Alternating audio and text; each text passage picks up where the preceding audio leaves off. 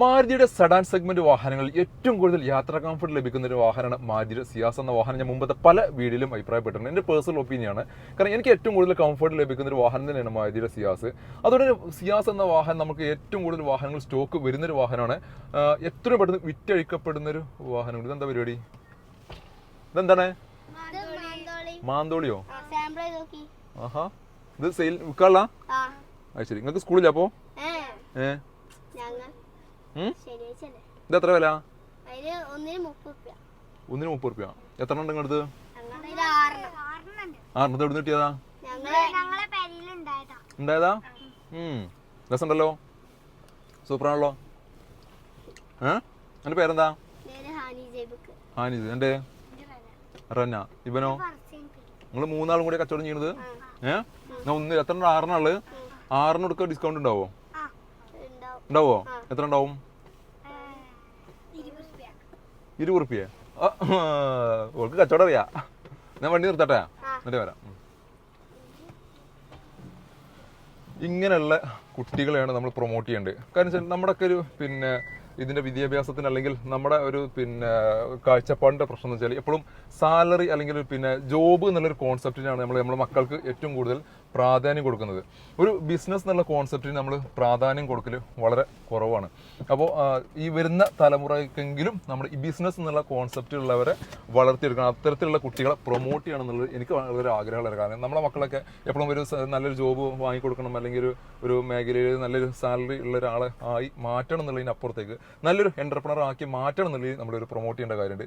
അപ്പോൾ അതിന് താല്പര്യമുള്ള കുട്ടികളാണ് അങ്ങനത്തെ കുട്ടികൾ ഈ റോഡ് സൈഡിലും കാര്യങ്ങളൊക്കെ ചെറിയ രീതിയിൽ അവരെ ചെറിയൊരു ഇൻകത്തിന് വേണ്ടിയിട്ട് കച്ചവടം ചെയ്യുന്നത്. അപ്പോൾ അവരെ തീർച്ചയായിട്ടും നമ്മൾ പ്രൊമോട്ട് ചെയ്യേണ്ടതുണ്ട്. അപ്പോൾ അവരുടെ അടുത്ത് എത്ര പ്രോഡക്റ്റ് ഉണ്ടെങ്കിലും അത് നമുക്ക് ഒന്ന് വാങ്ങിക്കണം. ഇതെത്ര ഉണ്ട്? 6 ഓ, പൈസ കുറേ കിട്ടിയാണല്ലോ. ഇതൊക്കെ വിറ്റത്? ആഹാ, എങ്ങനെ? ഇത് ഫുൾ എടുക്കല്ലേ? ഇവിടെ ഡിസ്കൗണ്ട് നോക്കണം, 20 റുപ്യ ഡിസ്കൗണ്ട് നോക്കണം. ഫുൾ എടുക്കുകയാണെങ്കിൽ 20 റുപ്യ ഡിസ്കൗണ്ട് തരാറുണ്ട്. എന്നാ കൊണ്ടാ 6 എടുക്കട്ടെ? എന്നാ കഴിഞ്ഞില്ലേ? അപ്പോൾ വേഗം വിട്ടുപോലോ. ഇനി വേറെ ഉണ്ടാവും? ഇനി എന്നാ കച്ചവടം ഉണ്ടാവുക? നാളെ? നാളെ എത്ര ഉണ്ടാവും ഇതേമാതിരി? ഉണ്ടാവോ? എന്നാ കൊണ്ട വണ്ടിക്ക് വെക്കുക. എന്നാ കൊണ്ടുവരേ. ഇപ്പം എത്രയായി? പൈസ അറിയോ? കണക്കറിയോ? ഇതെത്രയായി?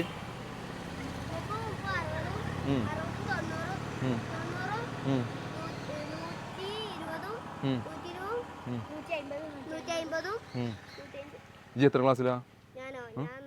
4. അവൻ കണക്ക് കറക്റ്റ് അറിയാലോ. ആരാ മാത്സ് ടീച്ചർ? ആരാ മാത്സ് ടീച്ചർ? ആരാ? ദീപ ടീച്ചറോ? ഓഹോ, കണക്ക് കറക്റ്റ് കണക്കറിയാലോ. കണക്കും കറക്റ്റ് പറഞ്ഞില്ല, ഇത്രയൊക്കെ കൂട്ടിയിട്ട് അല്ലേ? ഓക്കെ. ഇപ്പം എത്രയായി? 150. ഓഫറുണ്ട്, ഡിസ്കൗണ്ട് ഉണ്ടോ? എത്ര? 100 റുപ്യക്കോ? 20 റുപ്യ? ചില്ലറല്ല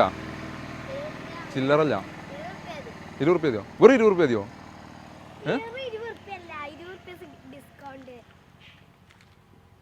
അതാ തെറ്റി. എന്നാ എന്നും കച്ചവടം ചെയ്യണം കേട്ടോ. ഹാപ്പി അല്ലേ? വേണ്ട അത് ചില്ലറ വെച്ചോ. ഇത് നിങ്ങൾ കച്ചവടം ചെയ്യണ കുട്ടികളായതുകൊണ്ട് നിങ്ങളെ പ്രൊമോട്ട് ചെയ്യാൻ വേണ്ടിയിട്ടുള്ള പോരെ? ഇനി എന്നും കച്ചവടം ചെയ്താൽ മതി. ഓക്കെ. എങ്ങനെ? ഇന്ന് ഞാൻ തന്നെ വാങ്ങല്ലേ? അടിപൊളി. അപ്പോൾ ഇതിൽ കള്ളത്തരം പഠിക്കും. ബാക്കി വേണ്ട ഇജ്ജ് വെച്ചോ. ബാക്കി വേണ്ട, എന്നാ പോട്ടെ. ഇപ്പോൾ അവരെ കച്ചവടം പെട്ടെന്ന് തീർന്നു. പക്ഷേ നമ്മളിത് പ്രൊമോട്ട് ചെയ്യാൻ പാടില്ല. എന്നും നമ്മൾ സാധനം വാങ്ങിയിട്ട് നമ്മൾ കൂടുതൽ ക്യാഷ് കൊടുത്തിട്ട് പ്രൊമോട്ട് ചെയ്ത് കഴിഞ്ഞാൽ അത് അവർക്ക് കച്ചവടം പഠിക്കില്ല. അവർ ശരിക്കും ബാർഗെയിൻ ചെയ്ത് അല്ലെങ്കിൽ ഒരു കസ്റ്റമറെ കിട്ടി കൺവിൻസ് ചെയ്ത് സെയിൽ ചെയ്ത് പഠിക്കണം. അപ്പോൾ ഓട്ടോമാറ്റിക്കലി അവർ കച്ചവടം പഠിക്കും. നമ്മൾ ഇന്നൊരു നിങ്ങൾക്കൊന്ന് ഫസ്റ്റ് ആയിട്ടാണ് ഞാൻ ഈ റൂട്ടിൽ വരെ കാണുന്നത്. അപ്പോൾ ഒന്ന് തുടക്കം എന്നുള്ള രീതിയിൽ അവരെ പ്രൊമോട്ട് ചെയ്യാൻ വേണ്ടിയിട്ട് മാത്രമാണ് നമ്മൾ ഒന്നിച്ച് ആ സാധനം വാങ്ങിച്ചിട്ട് അതിനേക്കാളും നമ്മൾ നല്ല എമൗണ്ട് അവർക്ക് കൊടുത്തിട്ടുണ്ട്. അപ്പോൾ അവർ സ്വമേധയെ അവർ ഹാപ്പി ആയിട്ടുണ്ടാവും. ഓട്ടോമാറ്റിക്കലി നാളെയും ഇതേപോലെ അവർക്ക് ഇത് ചെയ്യണം എന്നുള്ളൊരു ടെൻഡൻസി അവർക്ക് എന്തായാലും വരും. ഈ ഒരു വാഹനത്തിൻ്റെ വിശേഷങ്ങൾ പറഞ്ഞു വന്നപ്പോഴാണ് അങ്ങനെ സംഭവം കണ്ടത്. അപ്പോൾ ഇത് 2016 മോഡൽ നിൽക്കുന്ന മാരുതിയുടെ സിയാസ് എന്ന പെട്രോൾ എഞ്ചിനിൽ നിൽക്കുന്ന ഒരു വാഹനമാണ്. ZXi പ്ലസ് എന്ന ഏറ്റവും ഫുൾ ഓപ്ഷൻ വേരിയൻ്റ് വാഹനം. ZXi പ്ലസ് ആണ് മാരുതിയിൽ ഏറ്റവും ഫുൾ ഓപ്ഷൻ ആയിട്ട് വരുന്ന വേരിയൻറ്റ്. പെട്രോൾ എഞ്ചിൻ ആയതുകൊണ്ട് തന്നെ 1.3 ലിറ്ററിൽ വരുന്ന പെട്രോൾ 1.2 ആണ് 1.3 ആണ് കൺഫ്യൂഷൻ ഉണ്ട്. ഏതായാലും 1.2 ആണ് എൻ്റെ ഓർമ്മ. 1.2 ലിറ്ററിൽ വരുന്ന പെട്രോൾ എഞ്ചിനാണ് ഇതിനകത്ത് വന്നിട്ടുള്ളത്. ZXi പ്ലസ് ആയതുകൊണ്ട് തന്നെ എല്ലാ ഫീച്ചേഴ്സ് കാര്യങ്ങളെല്ലാം വരുന്നു. Infotainment system, auto climate AC, steering controls, air bag, ABS തുടങ്ങിയിട്ടുള്ള എല്ലാ കാര്യങ്ങളും ഇതിനകത്ത് വരുന്നുണ്ട്. എസ്പെഷ്യലി ലെതർ സീറ്റൊക്കെ ZXi പ്ലസ് എന്നുള്ള വേരിയൻറ്റിനകത്ത് മാത്രമാണ് വരുന്നത്. ഒരു പെട്രോൾ ഒരു ആവറേജ് ഒരു 15, ഇപ്പോൾ ആവറേജ് മൈലേജ് ഇതിനകത്ത് 16 ആണ് ക്ലസ്റ്ററിനകത്ത് കാണിക്കുന്നത്. ഒരു 15 റേഞ്ചിൽ നമുക്ക് പെട്രോൾ മൈലേജും പ്രതീക്ഷിക്കാവുന്ന ഒരു വാഹനം. Push button start, keyless entry, mirror adjustment തുടങ്ങിയിട്ടുള്ള എല്ലാ ഫീച്ചേഴ്സ് കാര്യങ്ങളെല്ലാം നിൽക്കുന്നു. എക്സ്റ്റീരിയർ ഭാഗം കൂടി ജസ്റ്റ് കാണിച്ചു തരാം. എക്സ്റ്റീരിയർ ഭാഗം നോക്കുകയാണെങ്കിലും കാര്യപ്പെട്ട പരിക്കൊന്നും വന്നിട്ടില്ല. അലോയ് വീൽസ്, അതേപോലെ തന്നെ പ്രൊജക്ട് ഹെഡ് ലാമ്പ് തുടങ്ങിയുള്ള ഫീച്ചേഴ്സ് കാര്യങ്ങളെല്ലാം വരുന്നു. അത്യാവശ്യത്തിലധികം ടയർ കണ്ടീഷനും കാര്യങ്ങളെല്ലാം നിൽക്കുന്നുണ്ട്. അധികം റീപെയിൻറ്റ് വർക്കോ കാര്യങ്ങളൊന്നും കയറാത്ത അത്യാവശ്യം നല്ല രീതിയിൽ മെയിൻറ്റെയിൻ ചെയ്തിട്ടുള്ള ഒരു എക്സ്റ്റീരിയർ ബോഡിയാണ് ഈ ഒരു വാഹനത്തിനകത്തുള്ളത്. നല്ല യാത്രാ കംഫർട്ട് കാര്യങ്ങളെല്ലാം ഉള്ള ഒരു വാഹനം കൂടിയാണിത്. വളരെ നെറ്റ് പ്രൈസ് വരുന്നത് 6,10,000 രൂപയാണ്. അപ്പോൾ നിങ്ങൾ ആരെങ്കിലുമൊക്കെ നല്ല യാത്രാ കംഫർട്ടുള്ള മെയിൻ്റെനൻസ് കാര്യങ്ങളെല്ലാം കൊണ്ടിട്ടുള്ള ഒരു സെഡാൻ സെഗ്മെൻറ്റിൽ നിന്ന് വാഹനം അന്വേഷിച്ച് നടക്കുന്നവരാണെങ്കിൽ ബുക്കിങ്ങിന് ഒരു കാർലോ പെട്രോൾ വിച്ചേഴ്സിൻ്റെ താഴെ കാണുന്ന നമ്പറിൽ ബന്ധപ്പെടുക. ഇതുപോലത്തെ വാഹന വിശേഷങ്ങൾക്ക് ഞങ്ങളുടെ പേജ് ഫോളോ ചെയ്യുക. ഇതെന്താ ഒരാൾ ചിരിച്ചിരിക്കണ നോക്കാം.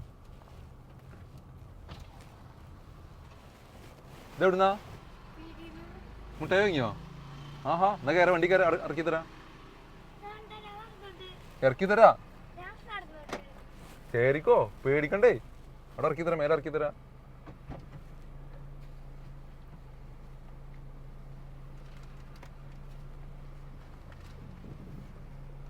അപ്പൊ മറ്റവരൊക്കെ അവിടെ പെരിയിലോ? അത് ശരി. ഇത് മുട്ടായി എല്ലാവർക്കും ഉള്ളതുണ്ടോ? എല്ലാവർക്കും ഉള്ളതുണ്ടോ? എന്താ വാങ്ങിയത്? ഐസ്ക്രീമോ? എന്താണ്? ഐസാ? അത് ശരി. അപ്പം ഇനി എന്നും കച്ചവടം ചെയ്യണം കേട്ടോ. എന്നും ഇതേമാതിരി മാന്തോളി മുട്ടായൊക്കെ ആയിട്ട് കച്ചവടം ചെയ്യണം. എന്നിട്ട് ഇതിന് കിട്ടിയ പൈസ ലാഭം കൊണ്ട് എന്താ ചെയ്യണം നിങ്ങൾ? പാക്ക് കൊടുക്കും. Very good. അങ്ങനെ വേണം കുട്ടികൾ. ഇവിടെ ഇറങ്ങണത്? ഓക്കെ, ഇറങ്ങിക്കോ. ഇവിടെ തന്നെ കുറേ കുട്ടികൾ നോക്കിക്കുണ്ട് അല്ലേ? ആ ശരി, ഓക്കെ ഓക്കെ. അപ്പം എന്നാ ta-ta, see you, bye by.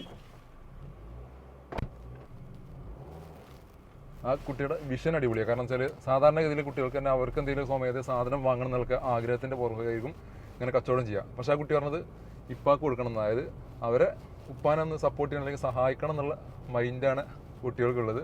വളരെ നല്ല കാര്യം, അപ്രീഷിയേറ്റിൻ്റെ കാര്യം തന്നെയാണ്. എനിവേ ഇതുപോലത്തെ ഇനിയും ഒരുപാട് കുട്ടികൾ കച്ചവടത്തിലേക്ക് ഇറങ്ങട്ടെ എന്ന് മാത്രം ആശംസിക്കുന്നു. നിങ്ങളുടെ മക്കളുണ്ടെങ്കിൽ തീർച്ചയായിട്ടും അവരെ ചെറിയ രീതിയിൽ ചെറുപ്രായത്തിൽ തന്നെ കച്ചവടം ചെയ്ത് പഠിപ്പിക്കുക എന്ന് ഓർമ്മിപ്പിക്കുന്നു.